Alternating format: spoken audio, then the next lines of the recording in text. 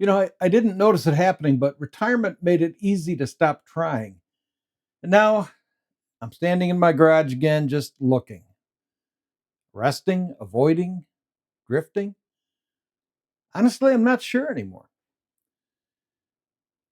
I used to think retirement would feel like relief, and sometimes it does. No alarm clock, no schedule, nobody needing anything from me right this minute.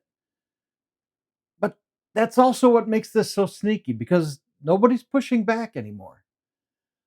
So when I put something off, it doesn't bounce back at me. It just kind of disappears out into later.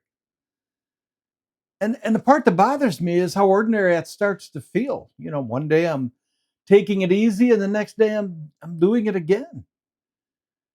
And after a while I'm not choosing it, I'm just living in it. It just comes naturally. So lately when I catch myself standing here staring at the garage, staring at that closet that needs to be cleaned out, staring at the idea of going for a walk because I really should get some exercise. I try to slow down long enough to ask what's really going what's really going on. Am I resting because I truly need rest? Am I avoiding it because I don't want the discomfort of starting? Or am I drifting because retirement makes drifting really easy? Because I don't think the danger is that a retiree slows down. I think the danger is that he stops trying in small, quiet ways and he doesn't even notice it happening. So if my days are going to have some kind of a shape, then I'm the one that has to give them that shape. Lately I keep coming back to these three words: resting, avoiding, and drifting. And what makes this hard is they can look identical from the outside. I can sit in the same chair and tell somebody I'm resting, or I can sit there in that same chair and realize, really I'm avoiding something I don't want to do. Or sit there long enough and often enough that it turns into drift without me ever really deciding that's what I'm doing. And I almost never call it laziness. I call it taking it easy, or I call it I earned this, or I'm not rushed anymore. And sometimes that's true, but sometimes my body, genuinely needs rest. But sometimes I'm not resting, I'm avoiding because avoidance can feel respectable in retirement. Nobody argues with it, nobody challenges it. There's no penalty for putting things off except the quiet penalties. Life can start shrinking without asking permission. And so here's where I have to tell the truth about my own story. For the last few years, I felt I had a pretty good reason not to exercise. First it was my hips. The pain before my hip replacements made movement tough.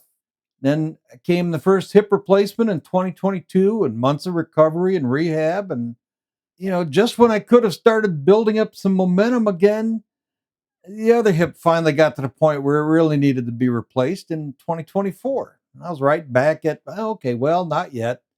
So more months of rehab and all of that stuff. And I was getting to feel better. And then February of last year, I had a bad fall on the ice, landed on my shoulder, big rotator cuff tear, surgery last spring, more months of recovery. It's almost funny in a dark kind of way because every time I got close to, okay, now I can, life handed me another legitimate reason to wait.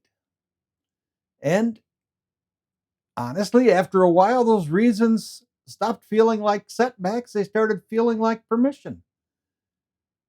Not permission to heal, but permission to avoid exercise. And at some point, that healing became my hiding place.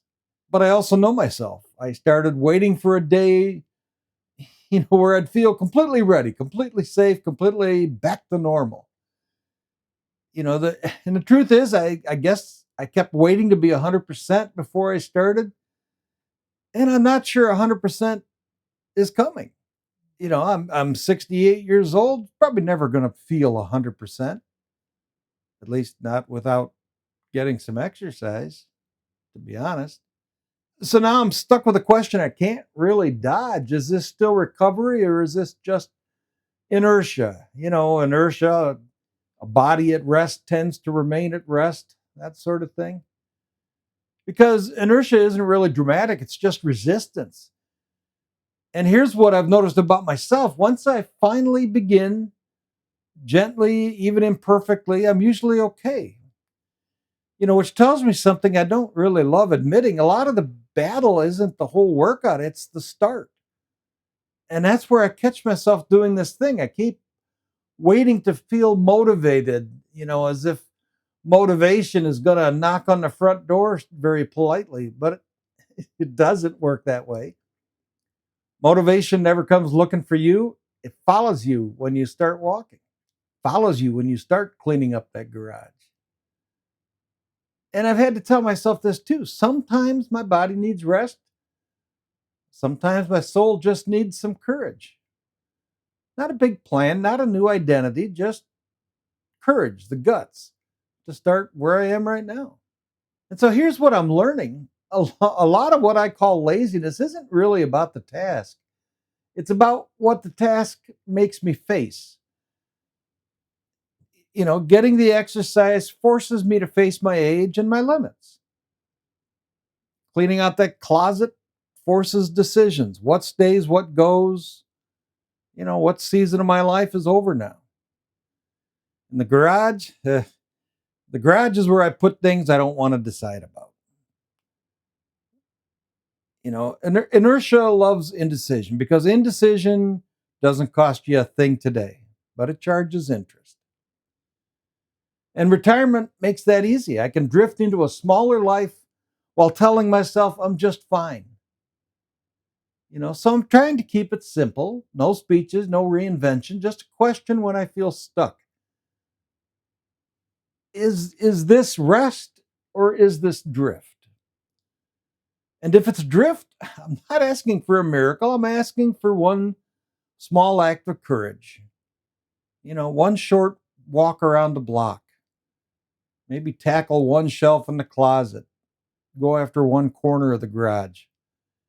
Not to prove anything, just to stay awake inside my own days, because I don't think the goal is to do more. I think it's to drift less.